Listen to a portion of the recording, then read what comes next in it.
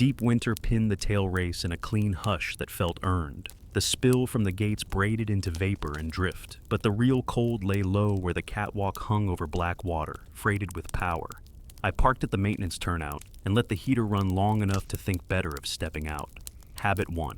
Wool cap pulled down, spikes buckled to the soles. I shouldered the case with the thermocouple probe, notebook, and the small stopwatch that has outlived newer, lighter things. The catwalk key was cold even through glove leather. It complained in the lock with a dry scrape that matched the morning's attitude. I opened, stepped onto grating rhymed with the night's breath, and closed behind me until the latch gave its honest answer. Routine steadies the head. I said it out loud, so the river and the steel could hear I meant to behave. First the grip check along the cable rail, then a broom pass to scuff frost from the first span. The grating sang under each footfall, a narrow, bright note that traveled farther than it should have in this air. Spray rose in a low curtain beyond the baffles and came back as a fine sting on cheekbone and jaw. The smell surprised me. Less of raw river, more of warm paper, as if a filing room had opened somewhere down in the concrete. It was faint, not unpleasant, the sort of smell that can make a person remember desk work, calendars, and steady hours. It didn't belong here. I wrote that in the notebook because I have learned to write down what doesn't belong before it dodges the page. At the midpoint stanchion, I set the case, clipped the lanyard from vest to rail, and took out the probe. The cable uncoiled like an animal that knows its job. The panel on the transmitter blinked its one small comfort light, and the readout needle settled with the same patience it always shows when cold has slowed all arguments. I tapped the head of the probe against the steel edge out of habit, a small hello to the tools, then lowered it toward the run where water kept a skin of ice thin and honest. The temperature fall felt even, no sudden pockets that call for a recheck. That was good. The catwalk bolts showed frost feathering toward the downstream side, a sign the night wind had come steady from the spill lip. Also good. I kept noting the ordinary because that is the only way to let the strange stand up when it arrives. I walked 2 more spans and took a second reading, then a third near the expansion joint that likes to pretend it has shifted more than it has. The wool cap began to crust at the brim where breath met the small upriver wind. A gull crossed below me, an odd sight in this season, skimming the mixing line as if something white and moving belonged there. I set the probe again and listened to the tailrace. The dam speaks in a layered way, a deep floor where the turbines live, a middle hum where structure argues with flow, and a bright scattered hiss where spray makes its case. These were all where they ought to be.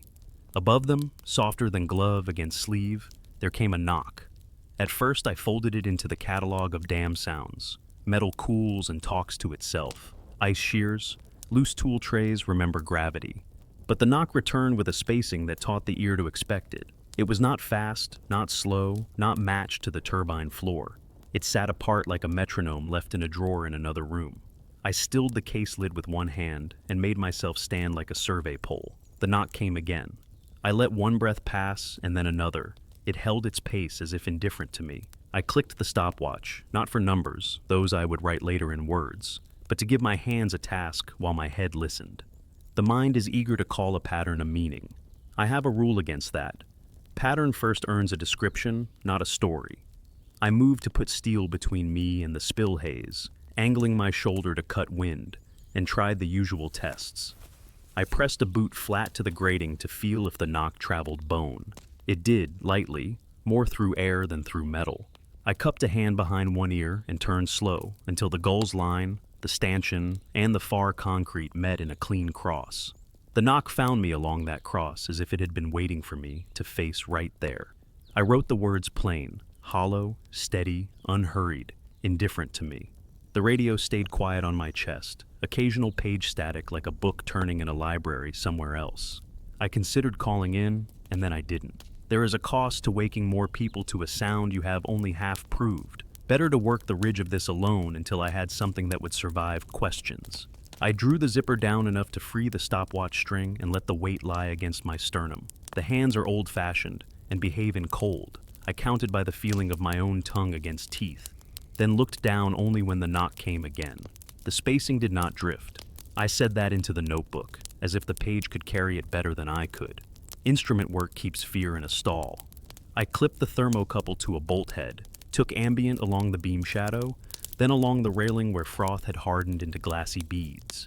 Each reading lived where it should live given the air and spray. The probe did not stutter, the needle did not wander, the transmitter kept its patient light. The only witness that would not enter the log like a good employee was that knock, still steady, still apart. There was a part of me that wanted to assign it to ice shifts in the training ladders, or to a loose hanger in a pipe chase where access is not worth the gear climb, or to a block of river ice striking a submerged angle face. None of those held. The tail race today carried fine brash and no big pieces, and the ladders wore clean rime, not heavy plates that drop in sheets. As for a loose hanger, if it were that, the wind should have offered a gust change that pulled or pushed its timing. The air did not give me that excuse.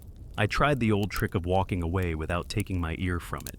Past the expansion joint, over the next span to where the grating's pitch darkened, then back.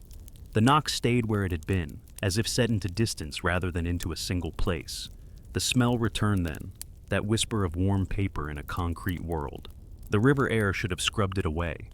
Instead, it nested under the wool cap, a library smell in a spill environment. Memory does mean things to the senses. I closed my eyes and let breath carry it past, then wrote again that it did not belong.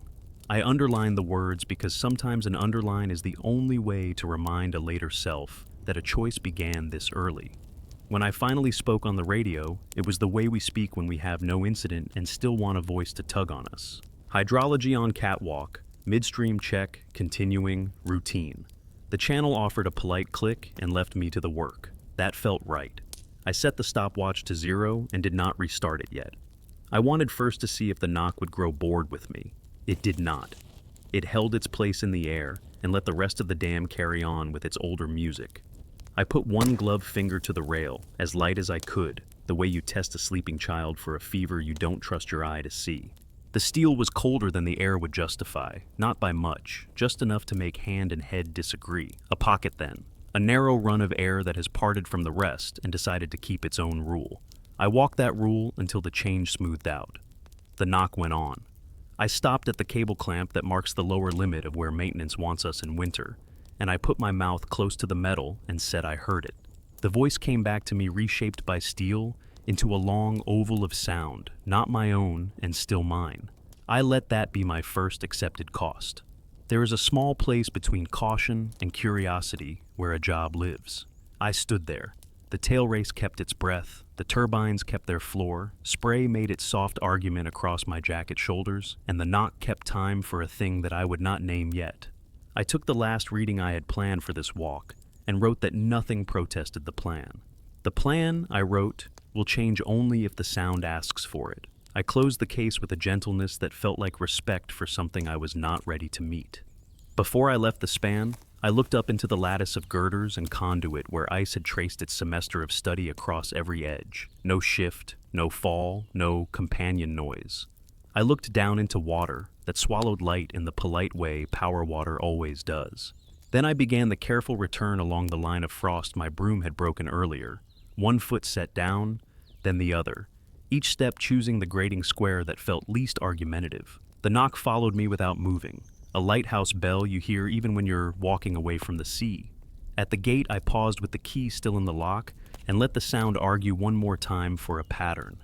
I did not give it a name. I did not give it a place. I only gave it room in the notes and in the space behind the ribs where a person keeps things that might matter tomorrow. The wool cap had iced fully at the edge by then. I smiled into it the way you smile into a scarf. On the radio, I said, still routine, returning, no issues. The channel accepted the politeness of that and made no remark.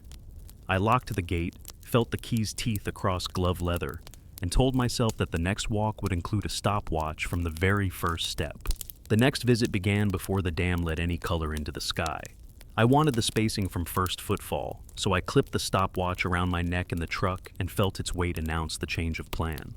The wool cap had dried stiff near the brim. I warmed it with breath until it softened and settled. I took the same case, the same probe, the same catwalk key, because sameness is how you expose the thing that refuses to be the same. The lock was cranky in the cold and gave a rough consent. Frost lay in a new pattern across the grating, not as feathery, more like a thin glaze that made the first step a thought instead of a reflex. I swept with the short broom I keep cut down for this walk, not to polish anything, only to break the treachery of that glaze. The tailrace had the reserved voice of power water at rest, the low bed of turbine hum steady beneath it, the usual throat of spray catching in the air. I paused before the midpoint and listened open, hands at my sides, letting the cotton of the jacket stop its whisper so the river could carry the day's first opinion. The knock arrived from its distance with the old indifference, as if a room I could not see had kept its clock running all night and was not impressed that I had returned. I clicked the stopwatch, not to harvest numbers, but to give shape to attention. I stood through the first interval and did not move. The spacing held. I walked to the stanchion where I had set the case yesterday and placed it in the same scuff my boots had made. I wrote that the sound had greeted me before I looked downriver, that it had not waited to be summoned by method. The smell drifted a moment later, that room of warm paper opening again where there should only be wet stone and river air. It was not stronger, it was simply confident. I chose a different order. Probe first, not ambient. Thermocouple head polished with a cloth from the lid so I could see if rime caught on it. I clipped the lead to a bolt and shade, then to one kissed by spray. Both settled where the morning should put them.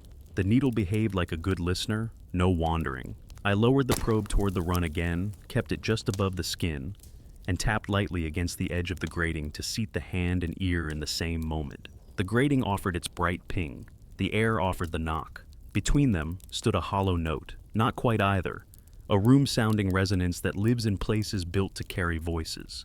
I had not heard that yesterday. I wrote it plain, first hollow after tap. I wanted the body's read as much as the instruments. I put one knee down on the grating and pressed the other boot flat to feel the steel talk up through leather and bone. The knock did not come as a tremor. It arrived through air first and only then into the structure as a polite afterthought. That said distance, but not how much. I stood, moved 2 measured steps, measured by rib, not by count, and the sound held its place rather than moving with me. That said, it lived beyond the catwalk, not in a loose bracket or a private rattle. The radio offered a morning check. I kept my voice even. Hydrology on catwalk, passive listen underway, routine readings to follow. The return click was cheerful, in that small, professional way that says someone is drinking bitter coffee near a stack of forms. That helped. I restarted the stopwatch, let the second hand climb, then looked only when the knock returned. The spacing felt loyal to itself. I tried to cheat it with a cough, with a shift of weight, with a glove brushed on the rail. It would not be hurried or stalled. I crossed to the lee side of the span where the baffle throws a gentler mist, and rested the thermocouple head in the air long enough to watch for tiny frost filaments. They did not form. The air pocket that had made the rail colder yesterday had thinned or moved. I walked until the rail disagreed with my glove again, colder than it should be for the wind and spray I could feel. I mapped the edge of that pocket with the back of the hand, the way a parent checks a child asleep under a blanket. A soft boundary, not a wall. I wrote that too. Cold pocket persists, border drifts a hair downriver. When the sound next arrived, I heard a small change, not in the spacing, in the body. The knock had grown a faint after voice, as if it struck something that answered with a shorter echo. I stepped to put the stanchion between me and the tailrace and used it to blind one ear from the open water. That let the other ear hunt the echo. The answer sat a little higher, a little lighter, and late by the width of a breath. 2 mouths, 1 message. I felt the skin at the back of my neck protest against the cap and made the deliberate choice to do nothing about it. Procedure offers cover. I took ambient along the midpoint, then along the expansion joint, then back at the gate, scribbling as I went so the notes would look like they belonged to a day with no opinion. I added an insert I would have to justify later. The smell persists. See paper rooms. I added another line I hoped never to explain to a supervisor. Timing kept. Won't drift. Do not mock it with easy causes. I risked one more change. I set the probe head to hang in the open air just past the railing, tied off with a short length so it could not swing into the run, and then I tapped the railing with the back of a knuckle as gently as I could, once, a kind of salute. The hollow note returned, a body in a room sound, and the next knock answered it as if agreeing that we were both here. I walked farther than I had meant to. The body keeps its own map in weather like this, and that map sometimes becomes a poor historian. I reached the clamp that marks the winter limit, and felt that the way back should be shorter than the way out had been. It was not. The distance refused to add up to the steps I remembered. I turned and found that my broom trail had blurred more than the air could justify. Spray does its work quickly, but not that quickly. I have learned not to make a story from that. I wrote the fact without verdict. Return felt longer than approach, frost pattern inconsistent with wind. The radio cracked with a page I did not expect, a maintenance call for the far end gallery, and I heard a faint, rhythmic underbed in that transmission that matched the tailrace knock without admitting it. That was likely only crosstalk and hunger, but it put a splinter under thought. I answered with the usual, then turned the volume down until I could only just tell that the channel was alive. The knock continued its courteous work of being itself. I let the stopwatch swing, then caught it and held it flat against the jacket to feel the smooth travel of its hands through fabric. They keep time, even when I refuse to count. They reward patience with a sense of scale. I tested one more idea. I closed my eyes and walked a careful, slow arc so that my face changed its relation to wind, spray, and river. With eyes shut, the knock seemed to climb slightly as I turned toward the spill and to lower when I turned away, not as a trick of the ears, but as if the air itself made a slanted surface for sound to run along. That suggested a channel for the sound, a conduit or passage where air moves differently. The dam is a harp. Air chooses strings. I reopened my eyes and looked up into the maze of conduit, embracing where ice had written pale calligraphy again overnight. Nothing shifted. Nothing fell. Still, the ear insisted that something slender above me was carrying the beat to where I stood. I thought then about calling this into the log as a nuisance sound to be traced when weather warms. That would put it on someone's list and steal it from me. I did not do it. Instead, I added a private line in the margins. I reserve for things I am willing to be wrong about. Do not normalize. Respect its vow to keep pace.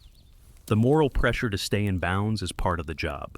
So is the duty to admit when the bounds do not explain the thing in front of you.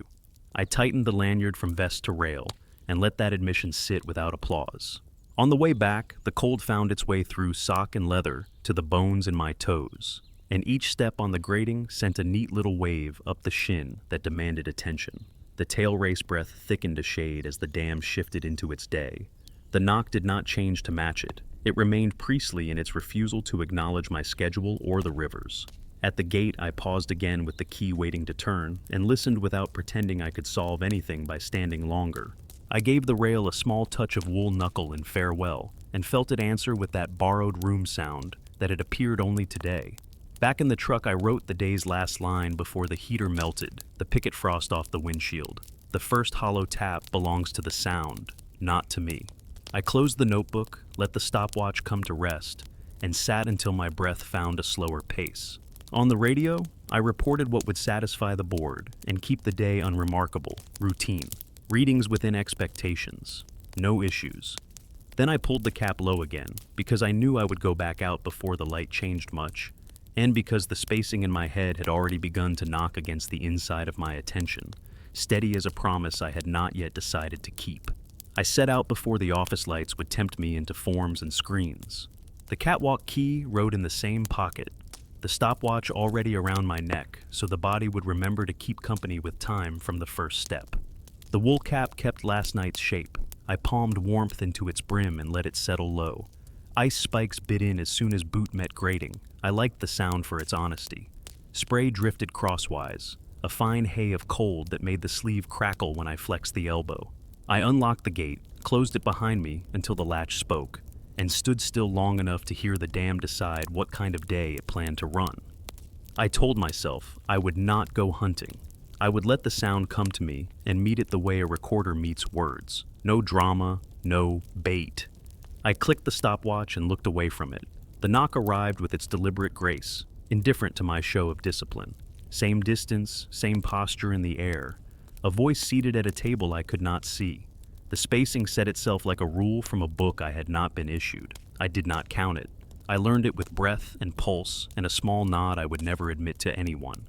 I wanted to know whether time itself mattered to it.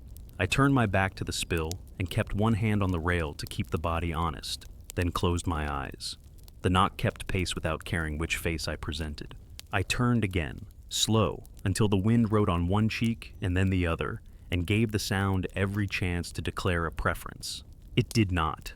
I walked to the midpoint stanchion and placed the case in the same scuffed patch as yesterday, then moved it a little, then, a little more, as if sliding a chair on a wood floor to find where a lecture hall stops echoing and begins to listen. The knock did not follow the case. The knock did not insult me by pretending to notice. I set the thermocouple probe to work in a steady order I had rehearsed in my head while the truck warmed. Bolt head in shade, rail kissed by mist, ambient along the grating shadow, then the air just beyond the safety line, where breath makes tiny flags of frost if the wind allows it. The needle behaved. The transmitter kept its calm light. No pockets worth a note until I walked the rail to the place that had argued with my glove on the last visit. The cold pocket persisted, and today it had a cleaner edge, as if some unseen duct had sharpened its mouth overnight. I traced that border with the back of a knuckle, then with the inside of a wrist. The skin mapped it in a way numbers cannot. I wrote, pocket holds shape, border a little truer, likely air moving in a secret. The knock came again and took the liberty of borrowing the shape of my attention. I pressed boot to grating, knee soft, to feel through bone. Still mostly air, some steel as afterthought, like a chalk mark on a finished wall. I tapped the rail with a gloved knuckle and waited.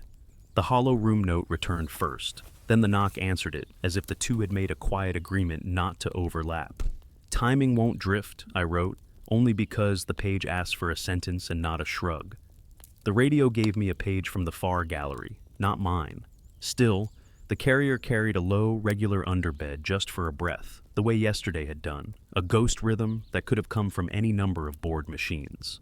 I turned the volume down until I could tell the channel was alive and no more.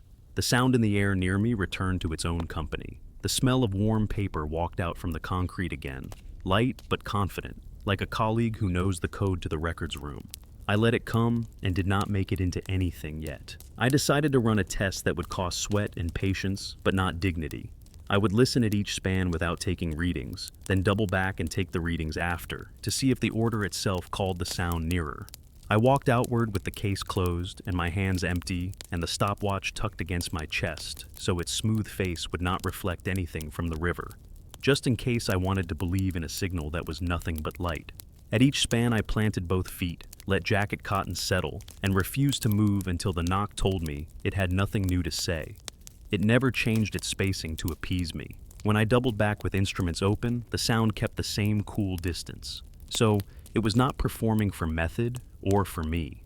At the expansion joint, I knelt and put my ear near the grating, careful not to give the cold any more skin than the job required.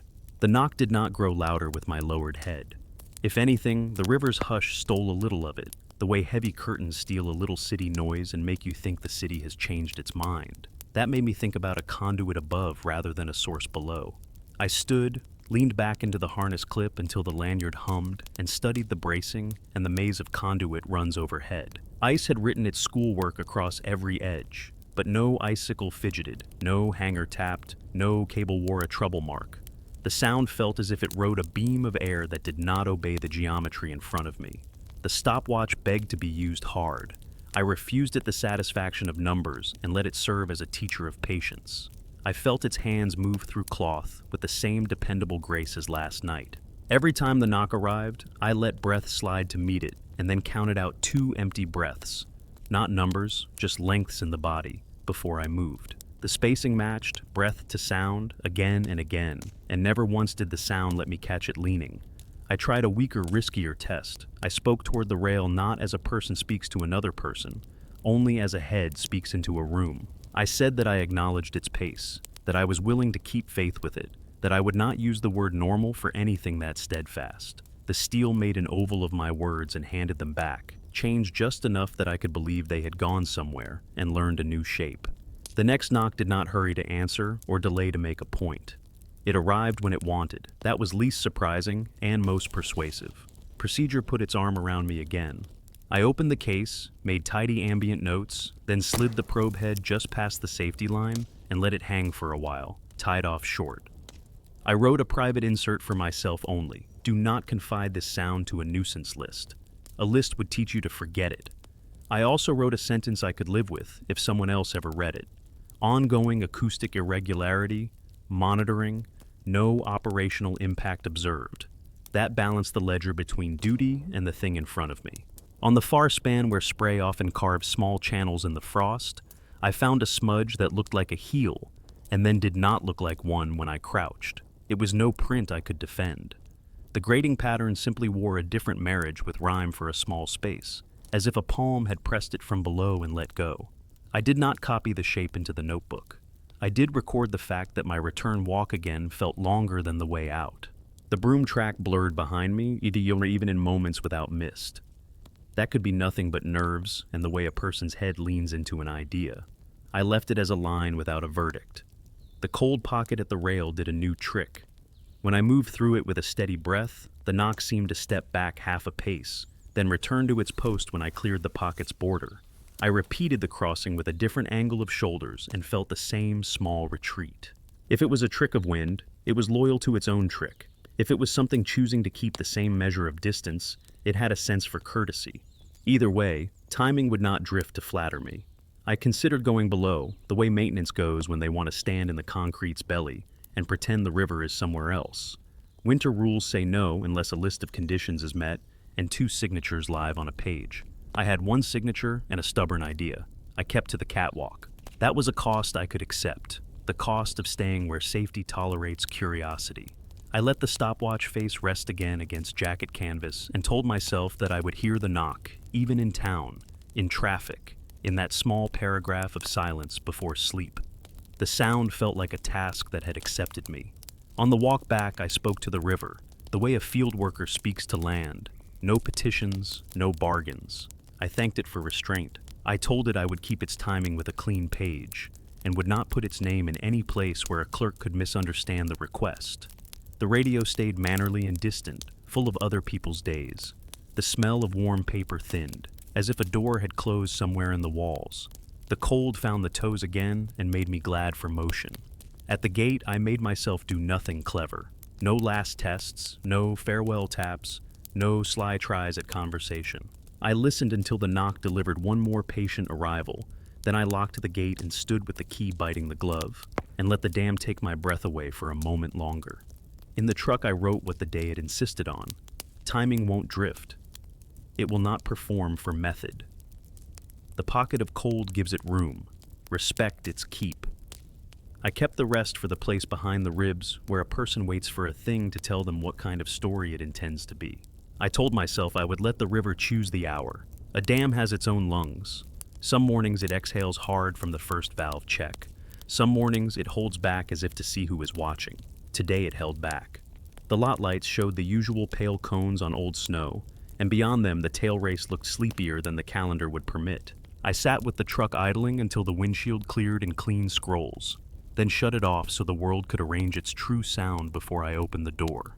The wool cap went on over hair still damp from the quick sink wash. The ice spikes buckled easy, the catwalk key rode heavy and willing in the pocket where I keep it for days when I need to touch a decision before I make it. The case carried the thermocouple probe and the little stopwatch that knows my habits. I walked down with the kind of care you use when a room has gone quiet to see what you will do. The lock took the key without its usual complaint. Frost on the grating wore a neat, tight glaze, less of the feathering that likes to trick a boot into stepping proud. I swept a narrow path and stood long enough near the gate for jacket cotton to grow still against the arms. The dam spoke low, the floor of turbine voice restrained as if someone had put a hand on its chest. I clicked the stopwatch and did not look. The knock arrived at its accustomed distance and set itself in the air with the same courtesy it had shown from the start. If the river planned to hold its breath, the sound did not care to join the game. I took the case to the midpoint stanchion and set it down in the scuffed square my boots have polished over these visits. The smell of warm paper climbed out of the concrete again, quiet as a colleague coming in on an off day to work the archive without chatter. I wrote it plainly and underlined it once. This smell does not belong and does not apologize. The radio on my chest whispered a maintenance page for an intake check upriver, not mine, and in that whisper the carrier carried a soft beat that might have been anything. I turned the volume to that low place where you can tell the channel lives and no more. I ran my fingers along the rail and looked for the cold pocket with skin instead of instrument, an old habit born of field laziness and made into method by stubborn results. There it was again, sharper than yesterday, a narrow stripe of air colder than its neighbors by just enough to offend the hand. The edge stood truer. I traced it until the knuckle told me it ended near the same cable clamp that tells our bodies to show winter caution. I marked that with a line in the notebook. Pocket holds shape, border cleaner, likely conduit of air. Then I set the probe and took ambient at the same stations as last time, not because I expected surprise, but because sameness is the only way to earn the right to call a change by its name. The probe behaved. The transmitter kept its one loyal light. The readings lived where morning should put them for a day like this. Nothing else offered to sign the page. The knock carried on. If anything, the space between its arrivals felt more itself today, less prone to be washed thin by turbine floor. I tested a thought I did not trust. I held my breath through one interval, the childish bargain every field worker makes at least once, as if breath were a spoke the world might take notice of. The timing did not waver, only my head protested. I exhaled and let breath find its duty again. The knock gave no sign that it had noticed anything but its own promise to be itself. I tried the old trick with shadow and shelter. I put the wide shoulder of a stanchion between one ear and the tailrace and set the other ear to hunt the echo I had begun to hear yesterday. That small, late answer that rides the main knock like a clerk repeating a number back to confirm it was heard. There it was, lighter, higher, delayed by the width of a breath. I wrote the words I would later have to defend in a room with coffee and forms. Primary steady, secondary faint, late by a shade, both indifferent to flow state.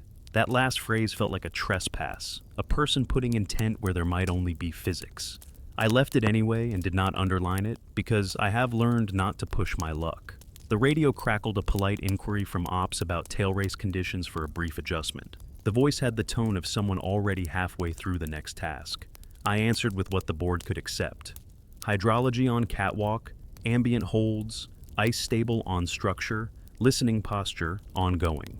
The reply thanked me and asked me to stand clear a moment for a minor change. I clipped the lanyard to the rail, stepped to the lee side where spray writes gentler, and steadied the case lid with one palm. The dam shifted then, a careful turn of the wrist rather than a full arm of force. The floor voice swelled a notch and then settled. The spray curtain grew a little bolder. The mixing line moved a hand's width in the way only a body knows. Through that, the knock held its measure, neither shoved closer by the new sound nor pushed back. I felt something like relief and disappointment arrive together, the way they always do when a clean test steals the hope of an easy explanation. If the knock belonged to an idling valve, or a loose hanger, or a plate of ice striking a face where it should not, the small change should have taught it a new mood. It did not learn. It kept its own school.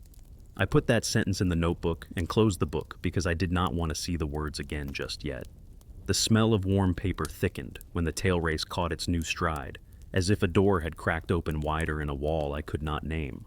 It threaded itself under the wool cap and took the space behind the nose where familiar rooms live. I let it be old news and wrote nothing more about it, because the longer a note lives on a page, the more it bends toward meaning, and I was not ready for meaning yet. I did the only thing I trust when the day leans toward suggestion. I made another pass with the probe and then a slow walk without it, feet learning the grating one square at a time, jacket whisper stilled, head offered to the air like a small sail. On the far span, where spray sometimes chews the frost into channels, I found a thin ring of clear ice around a bolt that had worn powder yesterday. The ring was not full, more like a crescent, and inside its curve a breath's worth of frost clung in a way that made me think of a jawline pressed to glass and taken away. That thought carried too much story. I backed it down into the page, asymmetrical thaw frost pattern, not consistent with wind or spray for this hour. I set the gloved finger inside the ring and felt the tiniest pluck in the steel, not a tremor, more of a readiness. The next knock arrived as if to show me I had heard something true too late to change anything. I kept the stopwatch in hand for a few passes, letting its weight teach the wrist to wait, then tucked it back against jacket canvas to make it forget me. Timing still would not drift. I tried one last test, a quiet one that costs only self-respect. I spoke the spacing under my breath, not numbers, only the lengths the body had learned, and then, at the end of a length, I said, "Not yet." The knock arrived at exactly the place it had already chosen. I said, then quietly, "All right." The next interval kept faith with itself again. I was the only thing changed by my small theater. That recognition was a relief. It was also a kind of map, Ops came back on the radio with thanks and a return to normal schedule. The tail race shifted again, the kind of change that makes it feel as if a herd has moved from one side of a valley to the other without raising its voice. Frost along the rail hissed under fine spray and rehardened in a new gloss thinner than paper. The cold pocket along the rail moved a hand's width, kept the same stance. I traced it once more and left it alone. When I stood upright, the world went quiet in that way it sometimes does when all the layers of sound learn their places and the body realizes it is small in a safe way. The knock came into that quiet like a bell in fog. The dam held its breath between pulses. So did I. On the walk back, I let the moral pressure of the job come close. There is a duty to name nuisance sounds and put them into lists so that someone with a ladder and a wrench can climb and fix. There is also the knowledge that some lists teach you to forget. I wrote the sentence I could live with, and a second sentence I could not. Acoustic irregularity persists. Observation continues. No operational risk observed. Then, in the margin where only a later self will look, I wrote, "This is not a loose anything. Keep the promise of attention. Cost will be solitude and doubt." If anyone ever reads that, I will say I was practicing sentences. At the gate, I paused and did nothing ceremonial. I did not touch the rail. I did not speak into steel. I listened through one more arrival of the knock and watched the vapor at the mixing line lean and return like breath, pressing a window and pulling back. The tail race held its quiet again for a moment, a great body that had decided not to show its size. I locked the gate, felt the key's teeth remember their work through the glove, and stood with my face to the spray until the wool brim grew stiff. In the truck, I put the stopwatch on the dash and let it keep time for a world that does not ask me to keep up. On the radio, I said the day was routine. The page believed me. The sound did not have to. The plan today was a small one I could keep. Make a clean record and leave before the sound taught me to stay. I let the truck heat run only long enough to loosen the wool cap and my stubbornness, then cut the engine so the dam could define the morning without help. The case wrote on my forearm, lighter for having been packed the same way too many days in a row. Catwalk key in the usual pocket. Stopwatch already on its string, so my chest would remember the weight. The air above the tail race had that honest cold that resigns the face to working without complaint. Spray came off the mixing line in a finer lace than yesterday, the kind that writes on wool and disappears when you try to catch it with a hand. The lock accepted the key without argument. Frost on the grating had returned to feather, a better surface for spikes, and I broomed a narrow path with a short brush that knows this place. I stood at the threshold long enough for jacket cotton to fall quiet. The dam's floor voice stayed in its cave, restrained like someone listening for a knock of their own. I clicked the stopwatch and looked away from it. The knock arrived at its usual seat in the air and set the room of the morning around itself, as if it were laying a cloth on a table no one else could see. I greeted it by not moving. I set the case at the midpoint stanchion where boot scuffs have polished the frost to a dull shine. The smell of warm paper opened out of the concrete again, not stronger, just sure of itself, as if it had waited for me to show willingness. I underlined it once in the notebook and then denied it a second line, because the page can make a rumor into a fact. I clipped lanyard to rail and breathed until my breath belonged to the day. Then I started the record. I wrote the hour the way field workers do when they are not allowed numbers, by anchoring it to light and to what the plant had already said about itself. Dawn still had weight. Turbine floor sat low. Spray set a quiet veil. Ambient air delivered a sting to cheeks and fingers that felt no worse than yesterday. I wrote the first interval as the length of 2 slow breaths, then the next as the same, then the next, refusing digits and trusting the body's metronome. Silence between arrivals is the place where confidence lives. The knock kept to its pledge, indifferent to my wording. I took ambient with the thermocouple probe in the order that has earned me trust from myself. Bolt head in shade, railing in mist, grating shadow, air just beyond the safety line. The needle behaved with the patience of a good elder, no drama, no scold. I left the probe tied off to hang where it could feel the air's truth, without touching the river's temper, then rested my palm on the rail and hunted the cold pocket by skin. There it was, a narrow stripe of air truer at the edges than the last time, a tidy mouth in an unseen conduit. The boarder had walked a little toward the far clamp, the one that tells winter bodies that curiosity has limits. I traced the border with the back of a knuckle and wrote, "Pocket holds, edge cleaner, drift slight downriver." I made a second column of notes I would not send to any board. I gave the sound the courtesy of names it had earned. Primary knock, steady, secondary answer, lighter and late, both indifferent to flow. Spacing keeps faith. When I put my ear near the stanchion and let steel shape my attention, the hollow room tone returned on a whisper before the knock, as if the structure breathed out a hint of what would arrive. That room sound felt new and not new, like a person you meet in town and realize you've been passing on trails all season without a word. The radio on my chest cleared its throat with a page from upriver, a small notice about a gate test, not mine. In the thin moment after the voice, the carrier held a soft beat. I was ready to call nothing, ready and not able. I turned the volume lower until only the life of the channel was visible. I wanted the tail race to keep the lead. I let the stopwatch rest flat against jacket canvas so it could count without telling me anything until I asked. Then I ran the one test I had carried in my jacket pocket alongside the cap. I gave the rail a single light tap with a gloved finger, then waited without moving a breath's worth of muscle. The hollow room note returned at once, the gentle agreement of a chamber built to carry voices. After that, the knock arrived on its own schedule, reminder and refusal in one sound. I tried again later with a tap to the grating edge by my boot. Same response. The structure acknowledged me, then the sound acknowledged nothing but itself. I wrote that down in a sentence I would have to defend if anyone ever wanted me to speak in a room with coffee and blunt pencils. Structure repeats me. Knock does not. Timing immune to mirrors. I shifted to the far span where Spray likes to draw maps in frost and looked for yesterday's crescent ring around a bolt. The ring was gone. In its place, the frost wore a crisp collar on the upstream side, as if a small mouth had turned and set its face into the wind. The rail under my glove was colder here than the rest of the span, by a narrow honesty, not enough to chase a person away, only enough to make the hand remember it had been born inland. I put that in the notebook, without letting my imagination write anything extra. My job is description first. Story costs more than I can pay. Timing would not drift for me, so I tried to drift for it. I leaned my shoulder a shade into the pocket of colder air and listened to see if the knock would claim the distance it seemed to protect. It did, slipping back like a cautious animal that keeps the same number of steps between you and it, no matter what you call out. I left the pocket and felt the sound settle into its old seat again, as if the two of us had negotiated without benefit of language. That cost me a thin slice of pride I had not known I was carrying. Pride makes sloppy notes. I slowed down. I wrote one line for the ledger and one for the soul.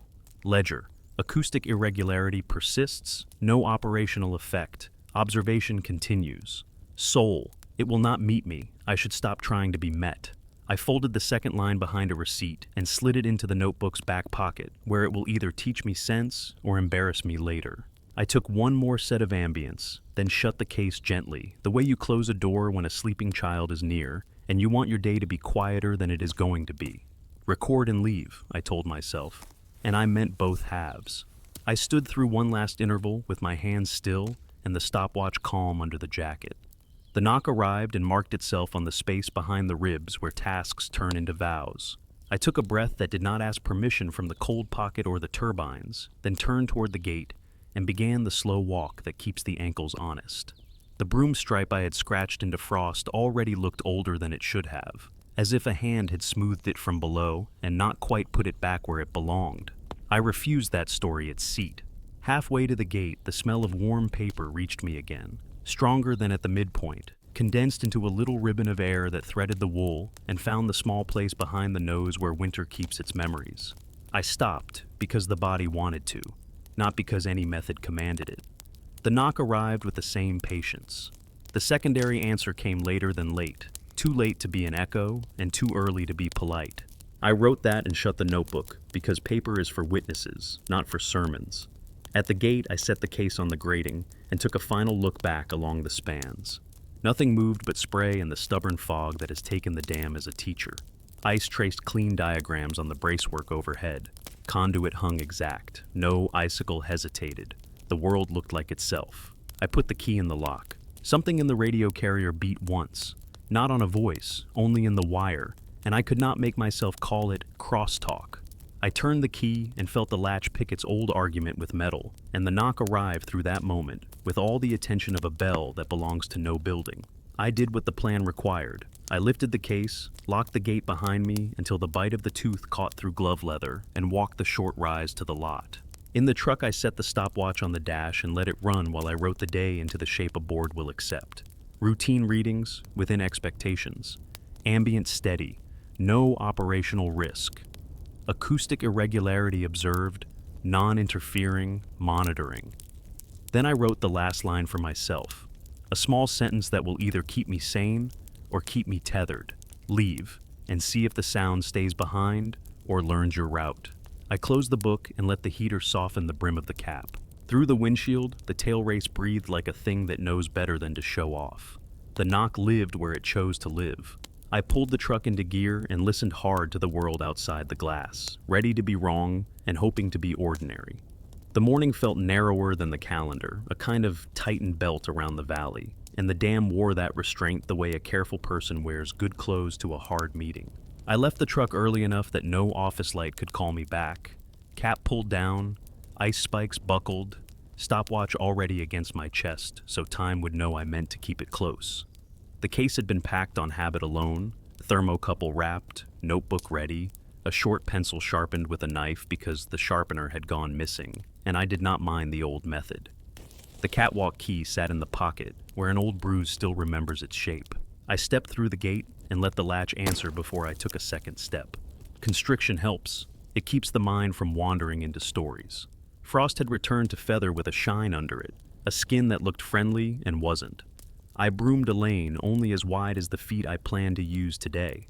The dam's floor voice rested low, as if the whole structure were leaning in to hear something it would not admit to the log. I clicked the stopwatch and didn't look. The knock came into the air with the patient posture that has made a home in my ribs, arrived without hurry and without interest in my rituals. Between it and the river, there was a room. I could not see the walls, but I could feel the way sound set a table and invited stillness to sit. I set the case at the midpoint stanchion in the scuffed square my boots have made over this small season of stubbornness. The smell of warm paper walked up out of the concrete again, and stood beside me like a coworker waiting for a file cart that would never arrive. I wrote the fact and put a line under it that meant no drama, only insistence. Lanyard clipped, I pressed my palm to the rail to find the cold pocket. It was there, truer again, a narrow stripe of air with edges clean enough that my skin learned them before my head did. The boarder had walked downriver the width of a cautious stride. I traced it with the back of the knuckles the way a parent checks a sleeping forehead, and wrote, "Pocket holds, edge sharp, drift slight." I took ambient the way a person says grace, not out of piety, out of respect for the work. Bolt in shade, rail in mist, grating shadow, the small reach just past the safety line, where breath will frost and betray you if you forget yourself. The probe behaved. The transmitter kept its patient little assurance. The readings lived where the weather said they should. The world looked like itself, and then it did not. The knock answered the span with exactly the same measure it has loved from the start. And behind it, fainter than yesterday and yet more certain, the light echo made its late remark. I leaned a shoulder against the stanchion to blind one ear from the tailrace and listened until the echo taught me its height. A little higher than the main voice, as if it came down a narrow throat. I looked up into the bracing and conduit and saw nothing move. Icicles wrote their tidy cursive along edges that could hold them, and none made the nervous tremble a loose hanger gives away in this sort of cold. The knock did not ride the steel the way a bolt will pass a complaint along a whole structure. It rode the air like a bead on a wire, sliding and not falling. I spoke toward the rail without exactly speaking to it, and said that I would follow the air, not the metal. The steel made my words into a long oval, and gave them back as if to say that a person can be wrong and careful at the same time. Ops called with a modest request to hold my position while they leaned the plant a hair toward the day. I answered in the professional plane and set my boots where spray writes gentler maps.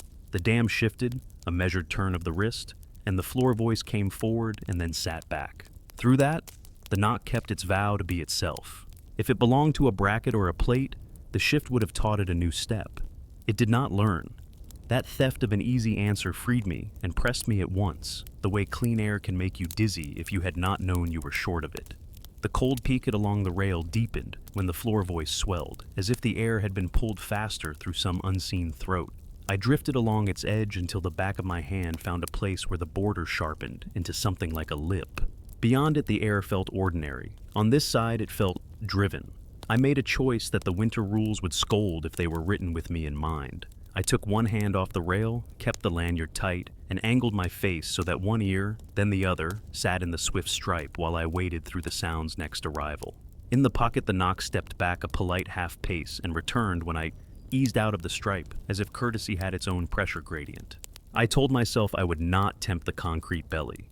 Still, I walked to the far span where the maintenance ladder begins its forbidden season, and stood with my hands resting light on the rail, looking down at water that swallows light without effort and gives nothing back but work. The smell of paper was stronger here, condensed into a thin ribbon that threaded the wool, and made the small ache behind the eyes that comes when an archive door is opened after a long winter. The next knock arrived in that ribbon, as if the ribbon were its favored hallway. The late echo chased it like a careful child. I turned the radio low enough that only the life of the channel showed, as a small tremble in the speaker cloth. If anyone said my name, I would miss it. That was a cost I thought I could live with for the length of a few breaths. I took the probe in hand and held the head just above the rail where the cold stripe moved quickest, not for numbers, for the little sounds a careful tool will make in thin air. The cable made a faint whisper, the kind that comes when a wire leans into a draft behind a wall. The next knock rode that whisper like a bead sliding from hand to hand. I did not write that on the page because I needed the sentence to live in my ear first. When I tapped the rail with a glove back, the room note returned and settled, as if expecting something more from me. I gave it nothing. The knock kept its appointment and did not bend toward courtesy. So, I tried a harm that hurts nothing. I spoke in the lengths of spacing the body had learned, not numbers, only the slow measure a field worker uses to calm a skittish animal. At the place where the next arrival should fall, I faced the direction the cold stripe seemed to run and said softly, "I hear you." The sound answered with its usual indifference. Then the echo came sooner than late, a small adjustment that might have been wind, or might have been a room choosing to show me that it had more than one door. I began to feel the catwalk pull narrow around the knees, an old sensation from high places when a person remembers that feet depend on good manners. The broom lane behind me had blurred again, not from mist alone. The frost looked smoothed by a hand from underneath, a childish image I refuse every time and cannot quite evict. The return walk felt longer while I was still standing still. Constriction grew. I let it. Fear and caution are not the same thing. Fear can be bent into shape by rules if you keep at it. I wrote, "Tailrace holds breath. Air moves where it shouldn't. Conduit, above or within. Do not descend." I made one concession to curiosity. The case has a short length of thin cord I keep for tying the probe where hands cannot stay. I clipped the cord to the probe head and swung it gently into the cold stripe so that it would hang just within the mouth of that unseen conduit. The cable sang a tiny string sound, not from the head touching anything, from air alone. I steadied it and listened. The knock arrived, and, for the first time, the echo grew a spine I could feel in the bones at the back of the ear, as if a narrow chamber had decided to speak with a little more shape. It was not louder. It was more itself. I pulled the head back and tied off short, so that no curiosity could punish me while I wrote. The radio murmured my name like a question asked from a room down the hall. I turned the volume up one mark and answered with the tone a professional uses when they want to give nothing away and still be honest. Hydrology on catwalk, observation ongoing, structure stable. Ops asked if I needed anything from them. I said no, thank you, and heard, in the blank that follows politeness, a soft beat in the carrier that matched the tail race knock as if a wire had learned a tune. Crosstalk, I told myself, and left that sentence in my head where it could decide what to be when it grew up. The plan said, make a record and leave. The day had other plans for me. I wrote quickly the lines a board can accept and the private ledger that keeps me from lying to my own hands. Ledger. Acoustic irregularity persists, echo more pronounced near rail stripe.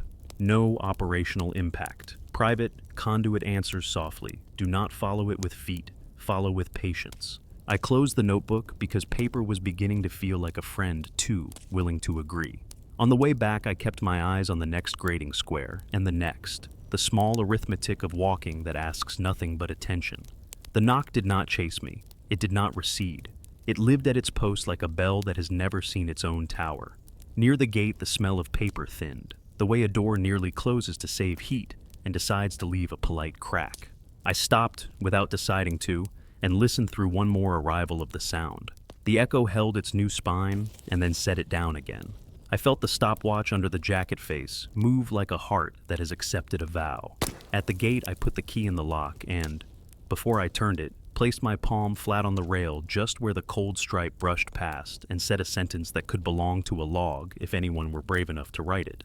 I said, "I will keep your measure and I will not come hunting in the belly." The steel shaped that into a long oval and returned it to me as if to say, "We'll see." I turned the key and stepped through and closed the latch until it spoke. In the truck, heater ticking, glass whitening, then clearing, I put the stopwatch on the dash and let it run. I wrote the board's language with care, and then, on a single torn scrap I will carry in the cap, the line that makes sense of nothing and keeps me honest. Conduit answers softly, "Stay where the sky can see you." I looked through the windshield, at the tailrace holding its careful breath. The knock lived in the air, as steady as a promise made by someone who isn't sure you deserve it. I pulled the cap low and told my hands to be ready for one more day of not crossing a line I am tempted to forget. The sky came on like a dimmer turned by a careful hand. No hurry, no bright promises. I went early anyway, because endings and beginnings feel the same from a catwalk, and because the body had learned a rhythm it did not want to misplace. Cap low, spikes snug, stopwatch against the sternum where it has taught me patience. The case rode easy in the crook of the arm. The catwalk key knew the pocket without looking. I walked down through the lot, where plows had pushed old snow into tired berms and stood a breath outside the gate until the dam arranged its voice. The floor hum held a steady posture, the kind a person takes when they mean to listen more than speak. The lock accepted the key and gave back the clean reply I have come to respect.